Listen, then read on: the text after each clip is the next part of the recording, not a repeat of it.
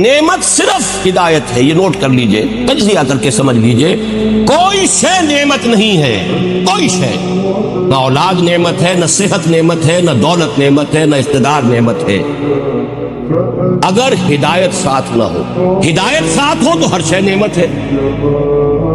صحت ہے، ہدایت بھی ہے، کیا کہنے ہیں، خیر کے کام آپ کریں گے، زیادہ محنت کریں گے، بھاگ دوڑ کریں گے، اور اگر صحت ہے اور ہدایت نہیں ہے تو زیادہ رنگ رلیاں منائیں گے، زیادہ عیاشیاں کریں گے، زیادہ بدماشیاں کریں گے، زیادہ فساد پھیلائیں گے۔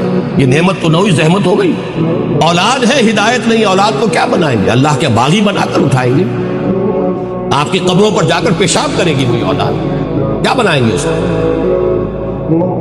وہ آپ کے لیے اللہ کے ہاں زحمت بن جائے گی وہی اولاد۔